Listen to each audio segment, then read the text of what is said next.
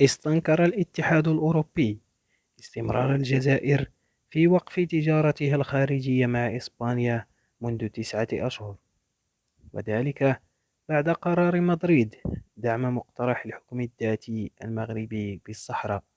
في حين لوحت المفوضية الأوروبية باتخاذ إجراءات ضد انتهاك الجزائر اتفاقية الشراكة المبرمة مع بروكسل سنة 2002. وجاء هذا الاستنكار بعد أن فشل جوزيف بوريل ممثل السياسة الخارجية والأمنية بالاتحاد الأوروبي خلال زيارة قام بها للجزائر الشهر الحالي في إقناع مسؤوليها بتنشيط العمليات التجارية من جديد مع جارتهم المتوسطية. وأكد بوريل في تصريحات تناقلتها وسائل إعلام إسبانية أن واردات إسبانيا جرى تعليقها عمليا بشكل كامل تقريبا، وهو ما يضر على نحو كبير بالعلاقات بين الجزائر والاتحاد الأوروبي.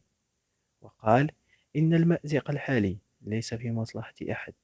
وآمل أنه بعد تبادلنا وجهات النظر أن نجد معا في الأسابيع المقبلة حلولا عملية للخروج من هذه الوضعية.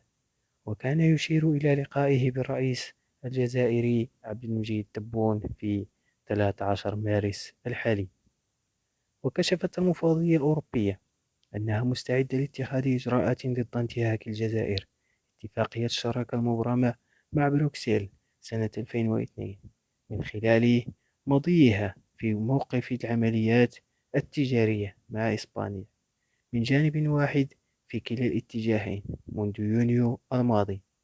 حيث أكدت مريم غارسيا فيرير المتحدثة باسم المفوضية الأوروبية للتجارة في تصريح أدلت به لوكالة الأنباء الإسبانية يوروبا بريس أن السياسة التجارية هي اختصاص حصري للاتحاد الأوروبي، ومن ثم